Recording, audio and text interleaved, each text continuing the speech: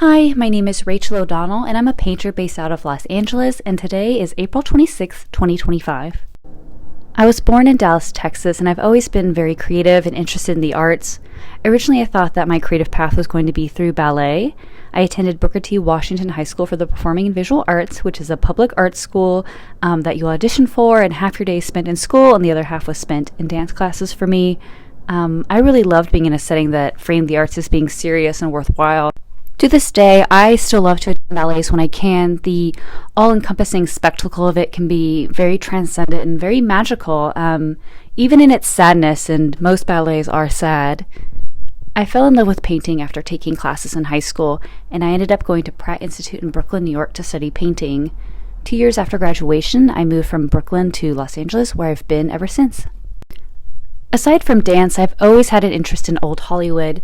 My favorite movies as a child was The Wizard of Oz, and my love of film really just spiraled out of control from there.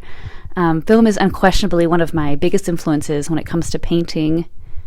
When I think about my work and its composition, I always think of it as a film still, like we're cutting out a key scene in a big story versus the canvas being the beginning and end of an image.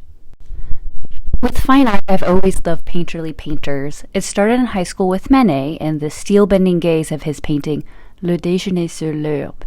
There's a great quote from John Cale about the Velvet Underground's approach to making music, and he said it was how to be elegant and how to be brutal, and that's definitely something that resonates with me.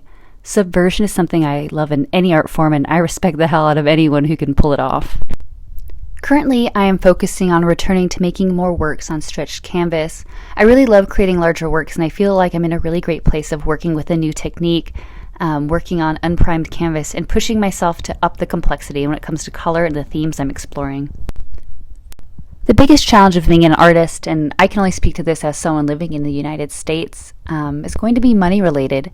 Finding a way to sustain yourself financially and still have time to create art is really difficult. I think anyone who doesn't acknowledge this secretly has a trust fund. The art market is really unpredictable, and I don't think having a day job makes you less of an artist.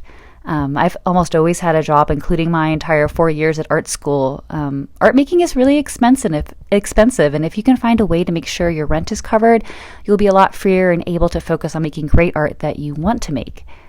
This can look like a million things, having a Patreon, teaching art, or doing something totally unrelated. But I think the narrative that you're not an artist because you're not able to be in an art studio working 40 hours a week is super toxic and unrealistic. The art world has a lot of smoke and mirrors when it comes to money, and I don't think it serves creatives to further those illusions. I hope at some point this changes and the arts becomes more supported and it becomes easier to financially support yourself with art. I would love for something like the WPA to come back, but who knows what the future holds. I think the most useful art advice that I could have given my younger self would be to make sure you're keeping records of all your work. So high-res photos or scans even. You should also be very suspicious of any company or brand that wants to work with you but doesn't want you to sign a contract. When it comes to unconventional mediums and techniques, I'm definitely open to trying new things. Currently, I'm painting on unprimed linen with acrylic paint, which is pretty unconventional. Collages are usually my most experimental art form, and I'll burn things, paint over things, and really allow myself to try anything. I almost always listen to music when I paint. When there's a new album coming out from an artist that I love, I will always have the thought of, I can't wait to paint to this and listen to this in my studio for hours on end. I also will do a podcast from time to time, usually history or true crime.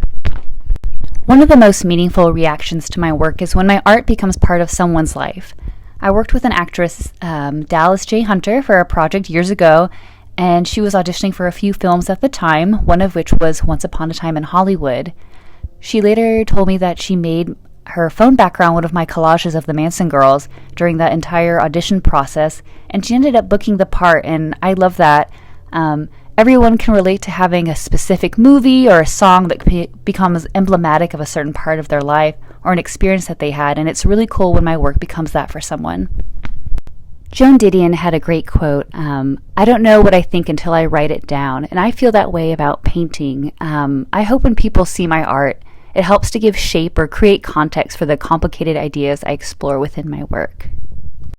If you'd like to see my work in person, you might be able to if you're in the New Orleans area. Starting May 2nd, I will have work at Mortal Machine Gallery for their show Cosmic Bender, which is curated by my friends Kristen Lu Wong and Luke Pelletier. I will also have work at Mayflowers, which is a show at the Flower Residency in LA, opening May 4th. And I also have work at American Cheese, which is a show coming up at Super Chief Gallery in Los Angeles. Follow me on Instagram at Rachel O'Donnell and on Blue Sky also at Rachel O'Donnell. Thanks so much for listening.